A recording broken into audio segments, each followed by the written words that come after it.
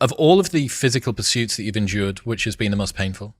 By far, my first 100-mile race. By far. You're not prepared to run 100 miles, and you take it for granted, and you didn't do any training at all, and you didn't have the right nutrition, and off a whim, like literally, like, you know what, I want to raise money for a foundation. And that's how that happened. So I don't know if you know the story or not, but basically I'm sitting there, and the lone survivor incident happened where a bunch of, some SEALs died. I want to raise money for them. I went to training with most of these guys. So I had the bright idea to raise money. I wasn't gonna do a hot dog or hamburger sell. I was gonna do something that people would be attracted to. So I Googled the world's toughest events. And what comes up is this race called the Badwater 135. And it's a 135-mile race through Death Valley in the summertime. Now, I had no idea about ultra running. I didn't know what the fuck ultra running was.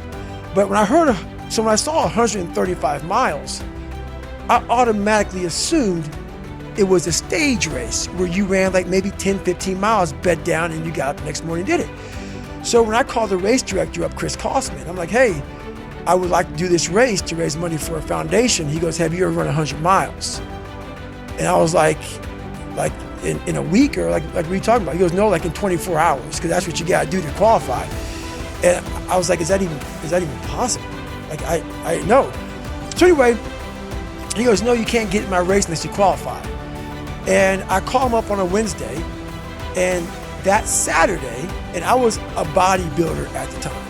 I did cardio 20 minutes a week on the elliptical trainer every Sunday. He goes, yeah, Saturday, you're in San Diego, Saturday is a 24-hour race where you run around a 1-mile track for 24 hours. And if you can get 100 miles, I'll consider you in my race. So I'll go sign up for this race.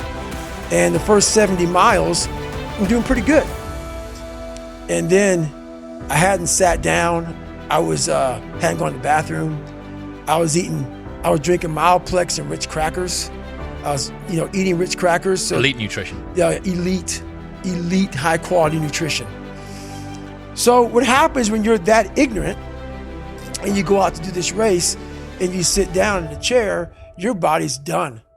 So I'm sitting there, and when you sit down for the first time in over 12 hours, your body's now going through some metamorphosis. Like, go fucking home, go to a doctor, get some help.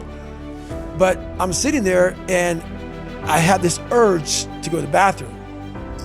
And there's a porta potty for me, that fucking wall, but I can't get up because my blood pressure's all messed up from my great nutrition that I was on.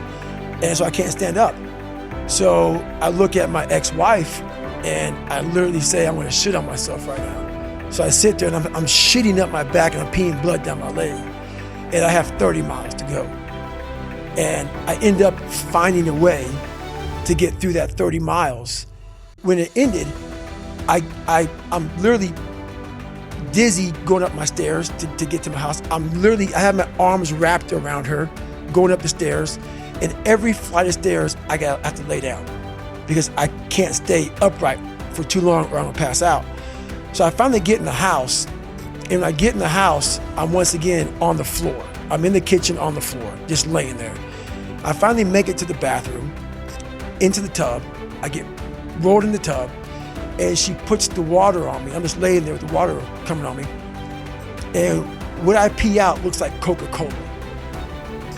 And I'm laying there in the worst pain of my entire life. I'm shaking, I'm jacked up. And all I could think about was, I can't believe what I just done. Because when you get to 70 miles of a race and you felt the way I did, to me, it was humanly impossible to even think about going 30 more miles in that shape. And once you do it, what came over me when that shower hit me, and the reality hit that I spent 101 miles. And that last 31 miles was something that I can't even describe to people. And she's like, we gotta get you to the hospital. So at the time, my mom was seeing this doctor, and he was like, so she's describing to my mom what I'm going through. He's like, you gotta get in the hospital now. And I just said, just shut up and let me enjoy this pain. I don't want anything to numb it. I don't want anything right now. Because what I had done was I just, in my mind, and people will take this wrong and take it as wrong as you want to, I don't really care. I had just climbed a mental wall that was amazing. And I didn't want anybody to take that pain away from me at that point, because that was all confirmation. I never wanted to feel it again.